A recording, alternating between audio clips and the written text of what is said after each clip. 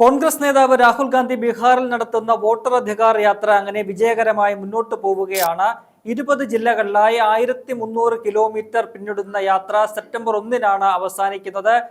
ഈ യാത്രയിലുടനീളം ബീഹാറിലെ സാധാരണ ജനങ്ങളുടെ അസാധാരണമായ ഒരു പിന്തുണ ആണ് ഈ യാത്രയ്ക്ക് രാഹുൽ ഗാന്ധിക്ക് ലഭിച്ചുകൊണ്ടിരിക്കുന്നത്. വോട്ടർ അധികാർ യാത്ര എന്നതുകൊണ്ട് ഈ വോട്ടർമാരെ അവബോധം ചെയ്യുക, അവർക്ക് ഈ വോട്ടിങ്ങുമായി ബന്ധപ്പെട്ടുള്ള അവബോധം സൃഷ്ടിക്കുക എന്നതാണ് രാഹുൽ ഗാന്ധിയും പാർട്ടിയും അവിടുത്തെ ഇന്ത്യ സഖ്യവും ലക്ഷ്യമിടുന്നത്. നേരത്തെ രാഹുൽ ഗാന്ധി ഈ തെരഞ്ഞെടുപ്പ് കമ്മീഷനുമായി ബന്ധപ്പെട്ട് വോട്ട് മോഷണത്തിലെ കുറിച്ചൊക്കെ തന്നെ രൂക്ഷമായ വിമർശനങ്ങൾ ഉന്നയിക്കുകയും അതുമായി ബന്ധപ്പെട്ട തെളിവുകൾ പുറത്തുവിടുകയും ഒക്കെ തന്നെ ചെയ്തിരുന്നു. BJPയും തെരഞ്ഞെടുപ്പ് കമ്മീഷനും ചേർന്നുകൊണ്ട് വോട്ട് മോഷ്ടിക്കുന്നു, അങ്ങനെയാണ് മഹാരാഷ്ട്രയിലും ഇക്കഴിഞ്ഞ ലോക്സഭാ തെരഞ്ഞെടുപ്പിലും പല സംസ്ഥാനങ്ങളിലും BJP ജയിച്ചത് എന്ന ഗുരുതരമായ ആരോപണമാണ് തെളിവുകൾ സഹിതം രാഹുൽ ഗാന്ധി ഉന്നയിച്ചത്. എന്നാൽ ഈ വിഷയത്തിൽ തെരഞ്ഞെടുപ്പ് കമ്മീഷന് കൃത്യമായ ഒരു മറുപടി നൽകാൻ ഇതുവരെയും കഴിഞ്ഞിട്ടില്ല. കഴിഞ്ഞയാഴ്ച തെരഞ്ഞെടുപ്പ് കമ്മീഷൻ വലിയ വാർത്താ സമ്മേളനമൊക്കെ വിളിച്ചുകൂട്ടി വന്നുവെങ്കിൽ പോലും മാധ്യമങ്ങളുടെ ചോദ്യങ്ങൾക്ക് പോലും മറുപടി പറയാതെ അവസാനം എണീറ്റ് പോകുന്ന ഒരു കാഴ്ചയാണ് കാണാൻ കഴിഞ്ഞത്. ഈ പശ്ചാത്തലത്തിലാണ് രാഹുൽ ഗാന്ധിയുടെ ഈ വോട്ടർ അധികാർ യാത്രയുടെ ഒരു വിജയം അതിനെ നമ്മൾ കൂട്ടി വായിക്കേണ്ടത്. ഈ ബീഹാറിന്റെ ഗ്രാമാന്തരങ്ങളിലൂടെ ഈ വോട്ടർ അധികാർ യാത്ര മുന്നേറുമ്പോൾ അഭൂതപൂർവമായ ഒരു ജനക്കൂട്ടമാണ് ഈ റാലിയെ അല്ലെങ്കിൽ ഈ ഒരു യാത്രയെ അനുഗമിക്കുന്നത്. ആയിരക്കണക്കിന് ആളുകൾ തിങ്ങി നിറയുന്ന പ്രദേശങ്ങളിൽ രാഹുൽ ഗാന്ധി തങ്ങളുടെ ഇതുമായി ബന്ധപ്പെട്ട നിലപാട് വ്യക്തമാക്കുന്നു. കഴിഞ്ഞ ദിവസം ഈ ഒരു യാത്രയ്ക്കിടയിൽ പ്രധാനമന്ത്രി നരേന്ദ്രമോദിക്കെതിരെ അതിരൂക്ഷമായ വിമർശനമാണ് രാഹുൽ ഗാന്ധി അഴിച്ചുവിട്ടത്. മോദി ഇലക്ഷൻ കമ്മീഷനുമായി ചേർന്നുകൊണ്ട് വോട്ട് മോഷ്ടിക്കുന്നു, സാധാരണ ജനങ്ങളുടെ വോട്ട് മോഷ്ടിക്കുന്നു, ജനങ്ങൾക്ക് ഒരു വോട്ട് മാത്രമാണുള്ളത്, ആ വോട്ട് അതിനുള്ള അവകാശം അവർക്ക് നിഷേധിക്കുകയാണ് മോദിയും തെരഞ്ഞെടുപ്പ് കമ്മീഷനും ചേർന്ന് ചെയ്യുന്നത്. BJPയും തെരഞ്ഞെടുപ്പ് കമ്മീഷനും ചേർന്നുകൊണ്ട് വോട്ട് മോഷണം നടത്തിയാണ് വിജയിക്കുന്നത്. വോട്ട് മോഷ്ടിച്ചുകൊണ്ടാണ് ഈ ഒരു സർക്കാർ അധികാരത്തിലിരിക്കുന്നത്. കഴിഞ്ഞ ദിവസം മോദി ബീഹാറിൽ എത്തിയിട്ട് പോലും ഇതിനെക്കുറിച്ച് യാതൊരു പരാമർശവും നടത്തിയില്ല, ഒരു പ്രതികരണവും ഇക്കാര്യത്തിൽ നടത്തിയില്ല. താൻ നേരത്തെ മഹാരാഷ്ട്രയെയും കർണാടകയെയും ഒക്കെ ചൂണ്ടിക്കാട്ടിക്കൊണ്ട് ഗുരുതരമായ ആരോപണങ്ങൾ ഉന്നയിച്ചിരുന്നു. എന്നാൽ മോദി കഴിഞ്ഞ ദിവസം ബീഹാറിൽ എത്തിയിട്ട് തെരഞ്ഞെടുപ്പുമായി ബന്ധപ്പെട്ട ഒരു പരിപാടിക്ക് എത്തിയിട്ട് മോദി ഈ വിഷയത്തെക്കുറിച്ച് മിണ്ടിയതേയില്ല. അദ്ദേഹം ഇതുമായി ബന്ധപ്പെട്ട ഒരു കാര്യവും പറയാതെ തിരിച്ചുപോയി. അത് പറയാൻ അദ്ദേഹത്തിന് ധൈര്യമില്ല എന്നാണ് രാഹുൽ ഗാന്ധി ഇന്നലെ വിമർശിച്ചിരിക്കുന്നത്. ഒപ്പം തന്നെ രാഹുൽ ഗാന്ധിയുടെ ഈ യാത്രയിൽ, വോട്ടർ അധികാർ യാത്രയിൽ RJDയുടെ നേതാവ് തേജസ്വി യാദവും ഒപ്പമുണ്ട്. അദ്ദേഹം കഴിഞ്ഞ ദിവസം അവിടുത്തെ മുഖ്യമന്ത്രി നിതീഷ് കുമാറിനെതിരെയാണ് ഗുരുതരമായ രൂക്ഷമായ വിമർശനം ഉന്നയിച്ചിരിക്കുന്നത്. ഇത് നിതീഷ് കുമാറിന്റെ അവസാനത്തെ നിയമസഭാ തെരഞ്ഞെടുപ്പായി മാറുമെന്നാണ് തേജസ്വി യാദവ് അക്കമിട്ട് നിരത്തി വ്യക്തമാക്കുന്നത്. അതായത് ഇനി ഒരിക്കൽ കൂടി മുഖ്യമന്ത്രി പദത്തിലേക്ക് നിതീഷ് കുമാറിന് മടങ്ങിയെത്താൻ കഴിയില്ല എന്ന് അസന്നിഗ്ധമായിട്ട് തേജസ്വി യാദവ് പ്രഖ്യാപിക്കുകയാണ്. അതിന് നിരവധി കാരണങ്ങൾ അദ്ദേഹം ചൂണ്ടിക്കാട്ടുന്നുമുണ്ട്. അദ്ദേഹത്തിന്റെ നേതൃത്വത്തിലുള്ള NDA ഗവൺമെന്റ് അത് വലിയ രീതിയിലുള്ള അഴിമതി സർക്കാരായിട്ട് മാറിയിരിക്കുകയാണ്. ജനങ്ങൾ വെറുക്കപ്പെട്ട ഒരു സർക്കാരായിട്ട് NDA സർക്കാർ അവിടെ മാറിയിരിക്കുകയാണ്.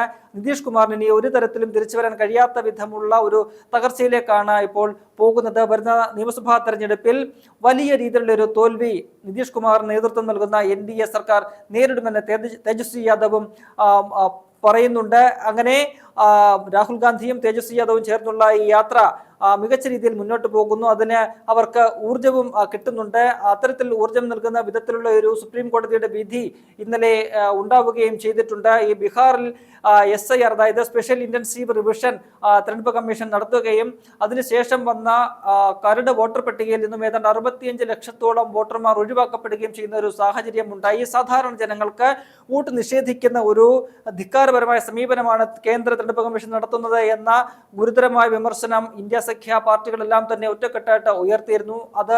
ആ വിഷയം സുപ്രീം കോടതിയുടെ പരിഗണനയിലെത്തി. സുപ്രീം കോടതി ആ ഹർജികൾ പരിഗണിച്ച ശേഷം കഴിഞ്ഞ 2 ദിവസങ്ങളിലായിട്ട് 2 ഇടക്കാല ഉത്തരവുകൾ പുറപ്പെടുവിച്ചു. ആദ്യം ഈ മാസം 14-ാം തീയതി വന്ന ഇടക്കാല ഉത്തരവിൽ സുപ്രീം കോടതി പറഞ്ഞത് ഈ 65 ലക്ഷം ആളുകളെ പുറത്താക്കിയ 65 ലക്ഷം വോട്ടർമാരുടെ ലിസ്റ്റ് പ്രസിദ്ധീകരിക്കണം, അത് വെബ്സൈറ്റിലും പ്രസിദ്ധീകരിക്കണം. അല്ലാതെ പറയുന്നത് പോലെ പല പഞ്ചായത്ത് പോലുള്ള, ഗ്രാമപഞ്ചായത്ത് പോലെയുള്ള, ബ്ലോക്ക് ഡെവലപ്മെന്റ് ഓഫീസ് പോലെയുള്ള സ്ഥലങ്ങളിൽ അവിടുത്തെ നോട്ടീസ് ബോർഡിലും പ്രസിദ്ധീകരിക്കണം. ഒപ്പം തന്നെ ഇങ്ങനെ പ്രസിദ്ധീകരിച്ച വിവരം വോട്ടർമാരെ അറിയിക്കണം, അതിനു വേണ്ടുന്ന പ്രചരണം നൽകണം. അത് എന്തുകൊണ്ട് ഒഴിവാക്കി എന്ന കാര്യവും ഈ ഒരു ലിസ്റ്റിൽ രേഖപ്പെടുത്തിയിരിക്കണം. കൂടാതെ ഓൺലൈനായിട്ട് ഈ പറയുന്ന പോലെ ഒരു വോട്ടർക്ക് താൻ വോട്ടർ പട്ടികയിൽ നിന്നും നീക്കം ചെയ്യപ്പെട്ടോ എന്ന് തിരിച്ചറിയാൻ സെർച്ചബിളായ രീതിയിൽ വേണം ഈ വോട്ടേഴ്സ് ലിസ്റ്റ് പ്രസിദ്ധീകരിക്കാൻ എന്നും ഒരു സുപ്രധാന വിധി പ്രഖ്യാപിച്ചു.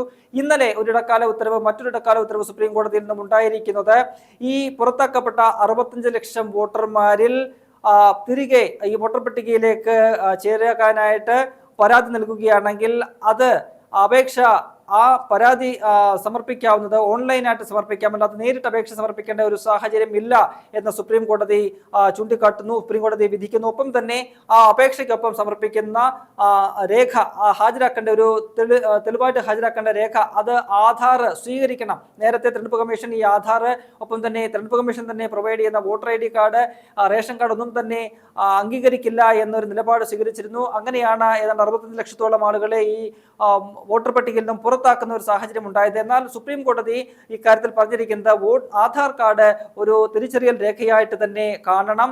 ഈ പറയുന്ന പോലെ പുറത്താക്കപ്പെട്ടവർ പരാതി നൽകുകയാണെങ്കിൽ, അതിന് അപേക്ഷ നൽകുകയാണെങ്കിൽ, വോട്ടേഴ്സ് ലിസ്റ്റിൽ പേര് ചേർക്കാനായിട്ട് വീണ്ടും അപേക്ഷ നൽകുകയാണെങ്കിൽ അതിനൊപ്പം സമർപ്പിക്കേണ്ട രേഖ അത് ആധാർ കാർഡ് ആണെങ്കിൽ അത് അംഗീകരിക്കണം എന്ന് കോടതി ഇന്നലെ ഇടക്കാല ഉത്തരവിൽ പറയുന്നുണ്ട്. ഏതാണ്ട് 2 ആഴ്ചയൊക്കെ സമയം ഇതുപോലെ ഇങ്ങനെ വോട്ടർമാർക്ക് ഈ വോട്ടേഴ്സ് ലിസ്റ്റ് പരിശോധിച്ച് തങ്ങൾക്ക് അപ്പീൽ നൽകാനുള്ളൊരു അവർക്ക് അപ്പീൽ നൽകാനായിട്ടുള്ളൊരു സമയം 2 ആഴ്ച കൂടി സുപ്രീം കോടതി നീട്ടി കൊടുത്തിട്ടുമുണ്ട്. സെപ്റ്റംബർ 15-നകം ഈ പ്രശ്നങ്ങളെല്ലാം പരിഹരിക്കുമെന്നാണ് ഇതിന് മറുപടിയായിട്ട് തെരഞ്ഞെടുപ്പ് കമ്മീഷൻ ഇന്നലെ സുപ്രീം കോടതിയിൽ വ്യക്തമാക്കിയത്. എന്തായാലും ഈ അടുത്ത മാസം 8-ന് കോടതി വീണ്ടും ഈ വിഷയം പരിഗണിക്കുന്നുണ്ട്. അങ്ങനെ സുപ്രീം കോടതിയിൽ നിന്നുമുള്ള വിധിയാണെങ്കിൽ പോലും അല്ലാതെ ഈ പറയുന്ന പോലെ ബീഹാറിലെ സാധാരണക്കാരുടെ ജനങ്ങളുടെ പിന്തുണയും അതെല്ലാം തന്നെ ഈ പറയുന്ന ഇന്ത്യ സഖ്യത്തിന്, പ്രത്യേകിച്ച് രാഹുൽ ഗാന്ധിക്ക് കൂടുതൽ കരുത്തു പകരുന്ന രീതിയിലാണ് വരുന്നത്.